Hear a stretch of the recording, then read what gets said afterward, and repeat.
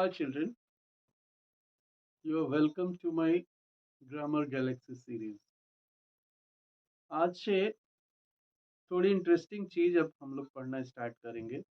अभी तक बहुत प्राइमरी चीज हम लोग पढ़ रहे थे, इसलिए उतना रोचक नहीं लग रहा था, लेकिन आज से अब नरेशन स्टार्ट करते हैं। नरेशन देखिए कितना रोचक चीज है और कितनी आसानी से सीखा जा सकता है इसको, वो देखते हैं।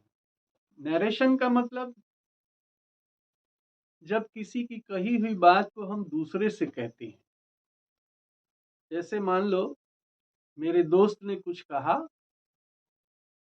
और कहने के बाद उसी बात को मैं दूसरे किसी से कह रहा हूं, तो वो कहने के दो तरीके हो सकते हैं। एक तरीका तो वह जो कि उसी के शब्दों में उसी की बात को कहा जाए, और दूसरा तरीका ये कि उसकी बात को अपने शब्दों में कहें, कुछ थोड़ा सा उसमें परिवर्तन लाके।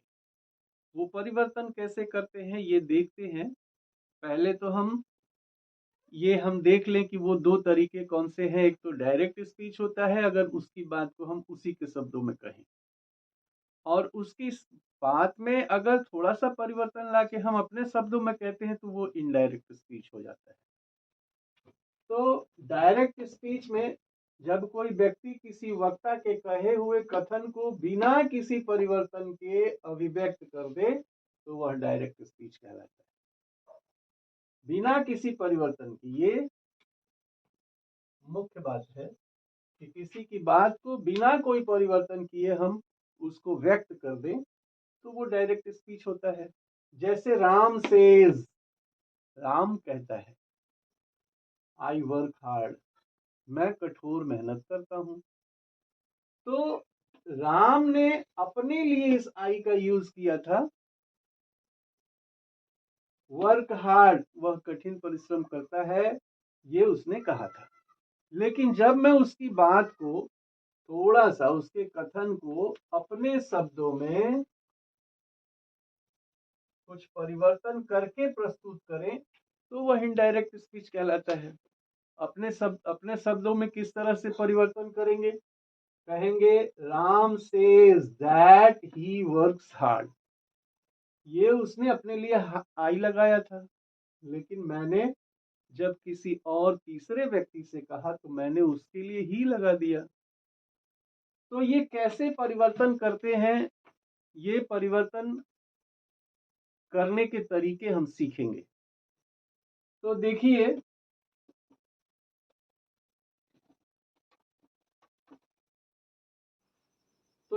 एक सेंटेंस हमने लिया है डायरेक्ट स्पीच का। He said to me I have often told you not to play with fire. उसने मुझसे कहा कि मैंने कई बार तुमसे कहा है कि आग से मत खेलो।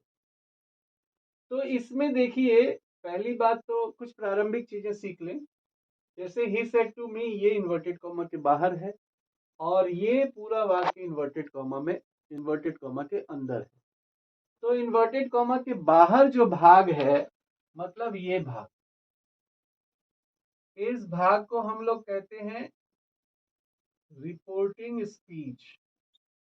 Reporting speech. और ये इन्वर्टेड कॉमा के अंदर जो भाग है, इसको हम लोग कहते हैं रिपोर्टेड स्पीच।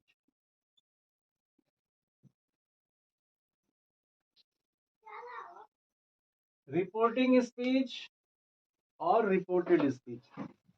इन्वर्टेड कॉमा के बाहर वाला हिस्सा रिपोर्टिंग स्पीच और इन्वर्टेड कॉमा के अंदर वाला हिस्सा जो है वो रिपोर्टेड स्पीच है। अब देखिए, एक वर्ब यहां है और एक वर्ब यहां है। ये रिपोर्टिंग स्पीच का वर्ब है, इसलिए इसको हम लोग कहते हैं रिपोर्टिंग वर्ब। रिपोर्टिंग वर्ब, ये रिपोर्टिंग वर्ब है और ये रिपोर्टेड वर्ब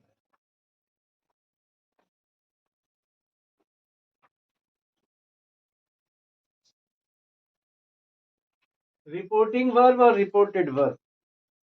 देखिए, मेरी हैंडराइटिंग थोड़ी सी खराब हो रही है, इसलिए क्योंकि मेरे पैर में भी थोड़ी दिक्कत है, और दूसरी बात ये है कि इस व्हाइट बोर्ड पे भी लिखने का मेरा उतना अभ्यास नहीं है। तो थोड़ा डिसबैलेंस होने की वजह से हैंडराइटिंग खराब है, लेकिन हैंडराइटिंग को थोड़ा नज़रअंदाज करके चीज़ों को समझने का प्रयास कीजिए। तो ये इन्वर्टेड कॉमा के बाहर रिपोर्टिंग स्पीच, और इन्वर्टेड कॉमा के अंदर रिपोर्टेड स्पीच। रिपोर्टिंग स्पीच का जो वर्ब है उसको रिपोर्टिंग वर्ब, और रिपोर्टेड स्पीच का जो वर्ब है उसको रिपोर्टेड वर्ब कहते हैं। तो ये डायरेक्ट है, क्योंकि उसके द्वारा कही हुई बात को हमने उसी के शब्दों में लिख दिया है। अब हम देखते हैं इनडायरेक्ट इसका हम कैसे बनाते हैं। पहली बात, तो इन दोनों हिस्सों को हमें फेविकोल से जोड़ना पड़ेगा, और फेविकोल इसका कंजंक्शन होता है। तो दोनों वाक्यों को हमें कंजंक्शन से जोड़ना पड़ेगा। दूसरी बात यह है कि ये रिपोर्टेड स्पीच में हम प्रोनाउन संबंधी परिवर्तन और टेंस संबंधी परिवर्तन करते हैं। तो किस तरह से करते हैं वो भी देखते हैं। पहली बात तो देखिए, यहां अगर खाली सेड है तो सेड सेड ही रहने देंगे। अगर सेड टू है तो सेड टू है, इसका मतलब इसके साथ कोई ना कोई ऑब्जेक्ट होगा। तो ऑब्जेक्ट अगर है तो इस सेड टू को हम लोग टोल्ड में बदलते हैं। अगर खाली सेड है तो नो चेंज, और सेड टू है तो सेड टू को टोल्ड में बदल देते हैं। से हो या सेड हो, से हो, विल से हो, तो कोई चेंज नहीं करते। अगर सेड टू है तो सेड टू को हम लोग टोल्ड में बदल देते हैं यहां, और इसके टेंस में कभी परिवर्तन नहीं करते। टेंस का परिवर्तन केवल रिपोर्टेड स्पीच में होता है। रिपोर्टिंग स्पीच के वर्ब में हम लोग टेंस का परिवर्तन नहीं करते हैं। अगर ये पास्ट में है तो पास्ट में ही रहने देते, प्रेजेंट में है तो प्रेजेंट में ही रहने देते, फ्यूचर है तो फ्यूचर में ही रहने देते। दूसरी बात यह है कि टेंस संबंधी परिवर्तन जो हमको करना है यो यहां पे होगा, लेकिन रिपोर्टिंग स्पीच का वर्ब अगर प्रेजेंट है या फ्यूचर है, ये अगर प्रेजेंट है या फ्यूचर है तो इसमें भी टेंस संबंधी परिवर्तन नहीं होगा भाई। ये अगर प्रेजेंट में है या फ्यूचर में है तो इसमें भी टेंस संबंधी परिवर्तन नहीं करेंगे। और अगर ये पास्ट में है, केवल पास्ट में है, पास्ट के किसी भी टेंस में हो सकता है, सिंपल पास्ट में हो सकता है, पास्ट परफेक्ट में हो सकता है, किसी में भी हो सकता है। अगर ये पास्ट में है तभी टेंस संबंधी परिवर्तन अगर यहाँ भी होगा। ये अगर प्रेजेंट में है या फ्यूचर में है तो टेंस का परिवर्तन यहाँ नहीं होगा। ये बात। दूसरी बात दूसरी बात ये है, ये तो पहली बात हो गई। दूसरी बात ये है कि दोनों को जोड़ने के लिए हमको कंजंक्शन लगाना पड़ेगा। अब कंजंक्शन कहाँ कैसे लगाते हैं, कौन सा कंजंक्शन लगाते हैं, वो बारी बारी आगे बताते रहेंगे। उसके बाद तीसरी बात, प्रोनाउन संबंधी परिवर्तन होंगे।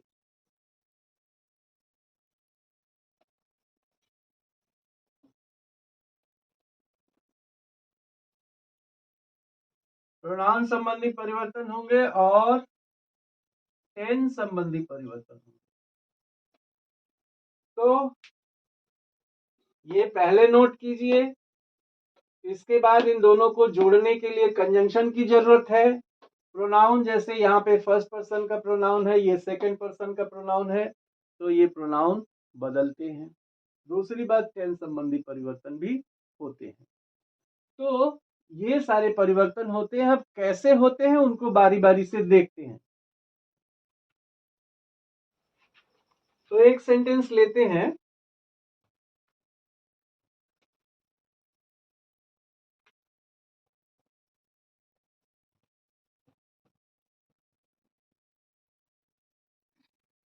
वही सेंटेंस लेते हैं, जैसे he said to me, he said to me,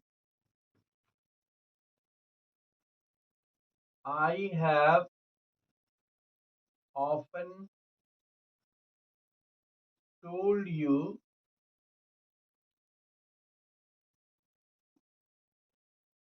not to play with fire.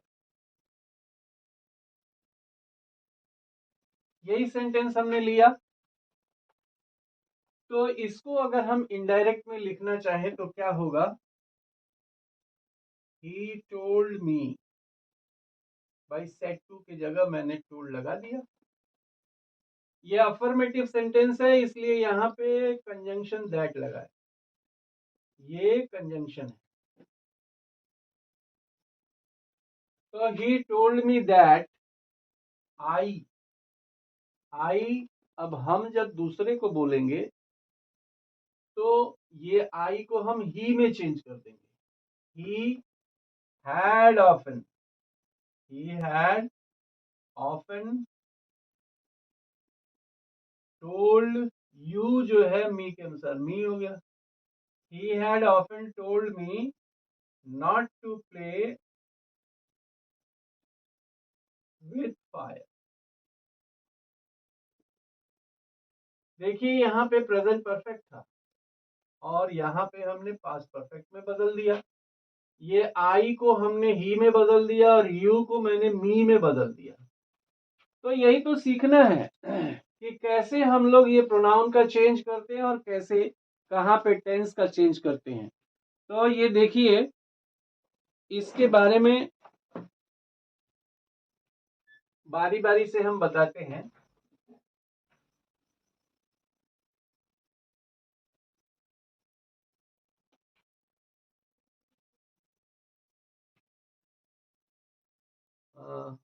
पहला रूल, फर्स्ट पर्सन का प्रोनाउन, फर्स्ट पर्सन का प्रोनाउन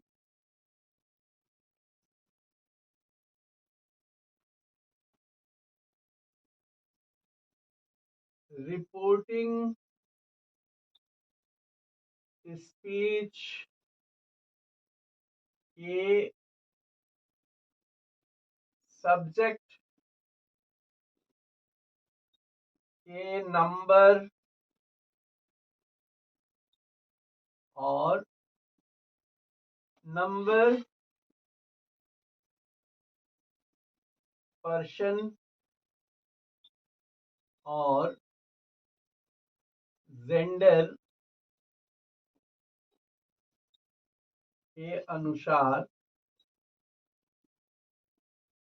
बदलते हैं।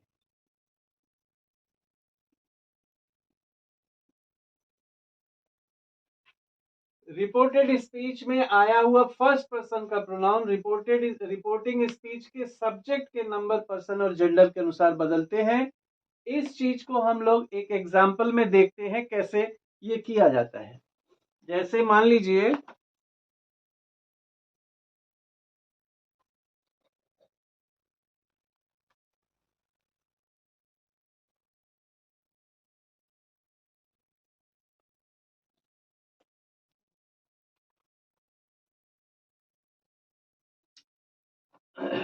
जैसे मान लीजिए एक सेंटेंस लेते हैं, my father said to me,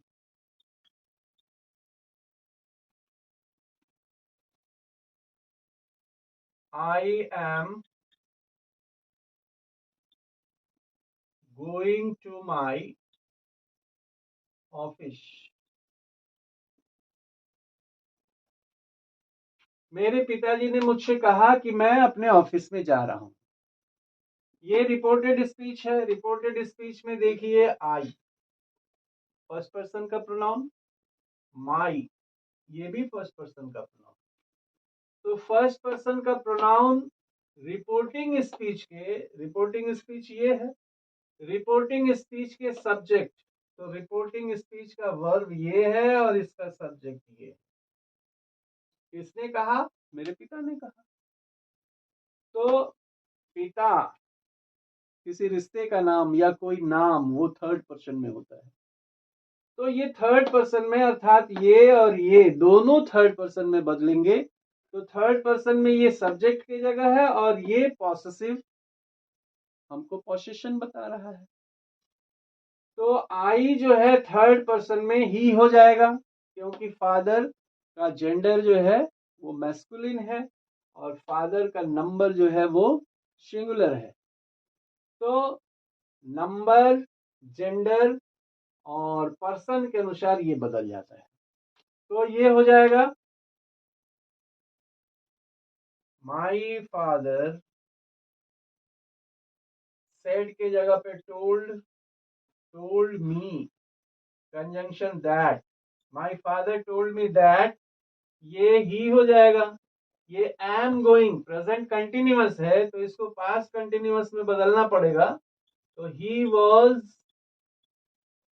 going to, ये थर्ड पर्सन पॉसेसिव है, फर्स्ट पर्सन पॉसेसिव है तो इसको थर्ड पर्सन पॉसेसिव में बदलेंगे क्योंकि सब्जेक्ट थर्ड में है। तो he was going to his office. तो my father told me that he was going to his office. एक सेंटेंस और देखते हैं।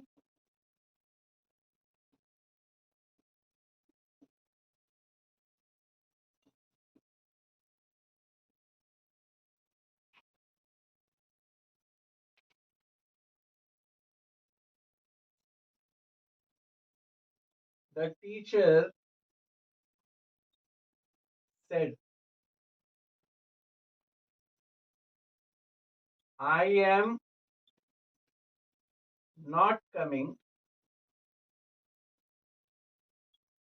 to school today.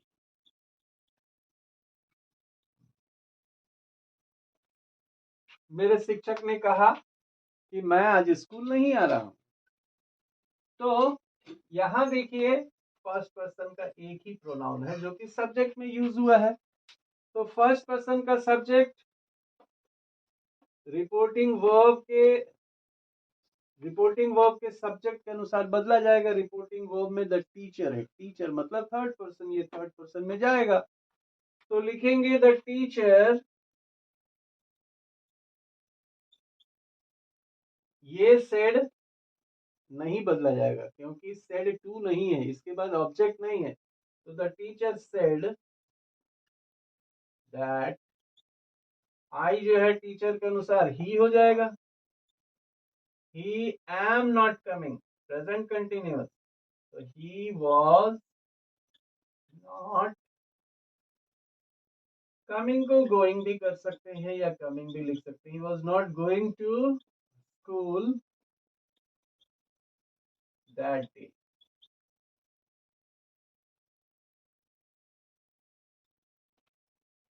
अब यहां देखिए एक नई चीज आ गई।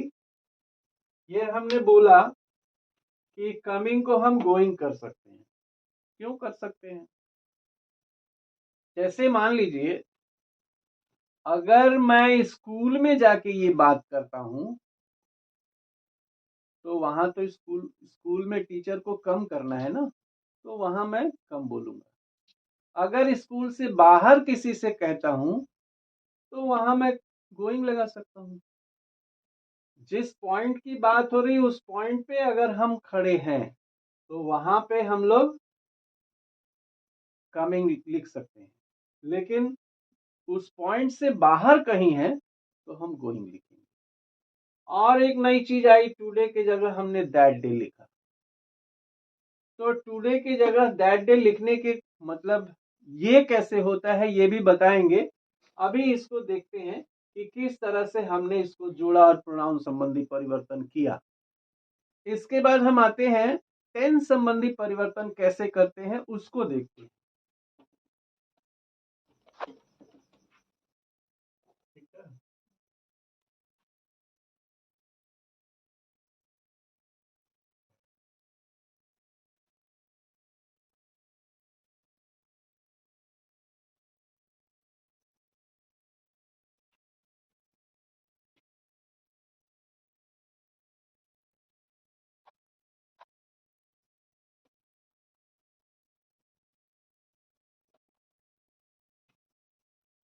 स्टार्ट है क्या?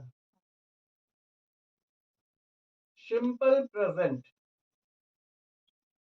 सिंपल प्रेजेंट में अगर रिपोर्टेड स्पीच है तो उसका टेंस बदल के हम लोग सिंपल पास्ट में कर देते हैं, सिंपल पास्ट। अगर प्रेजेंट कंटिन्यूअस में है तो उसको हम लोग पास्ट कंटिन्यूअस में बदल देते हैं। अगर प्रेजेंट परफेक्ट में है तो उसको हम लोग बदल के पास्ट परफेक्ट में कर देते हैं। अगर प्रेजेंट परफेक्ट कंटिन्यूअस में है तो उसको हम बदल के पास्ट परफेक्ट कंटिन्यूअस में कर देते हैं। मतलब प्रेजेंट के सारे सेंटेंसों को उस पास्ट में बदल देते हैं। सिंपल प्रेजेंट सिंपल पास्ट में, present continuous past continuous, present perfect को पास्ट परफेक्ट में और प्रेजेंट परफेक्ट कंटिन्यूअस को पास्ट परफेक्ट कंटिन्यूअस में कर देते हैं। इसके बाद बारी आती है सिंपल पास्ट की।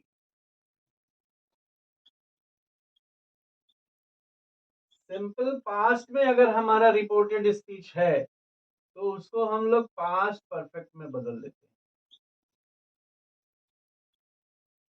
और पास्ट कंटिन्यूअस में अगर हमारा रिपोर्टेड स्पीच है तो उसको हम पास्ट परफेक्ट कंटिन्यूअस में बदल देते हैं, पास्ट परफेक्ट कंटिन्यूअस में। उसके बाद पास्ट परफेक्ट में है या पास्ट परफेक्ट कंटिन्यूअस में है तो इसमें नो चेंज, टेंस संबंधी कोई परिवर्तन नहीं होगा। पास्ट परफेक्ट और पास्ट परफेक्ट कंटिन्यूअस में टेंस संबंधी चेंजेस नहीं होंगे, वो उसी टेंस में लिखे जाएंगे। इसके बाद बारी आती है फ्यूचर की। फ्यूचर के हर वाक्य में शैल या विल लगा होगा तो शैल या विल को आप शुड या वुड में बदलिए। शैल को शुड में, विल को वुड में बदलिए। जैसा सब्जेक्ट है वैसा शैल वुड लगाइए। और इसके बाद सपोज कीजिए मॉडल ऑक्सिलरीज वर्ब में मे आ जाए तो मे को माइट में बदलिए। और कैन आ जाए तो कैन को कुड में बदलिए। और मस्ट अगर आए या ऑट टू आए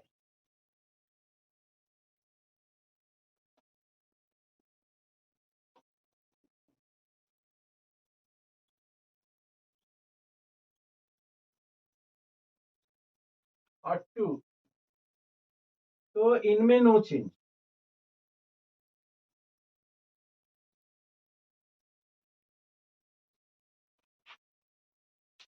शैल को शुड में, विल को वुड में, मे को माइट में, कैन को कुड में, मस्ट और ऑट टू को, मस्ट और ऑट टू में कोई चेंज नहीं।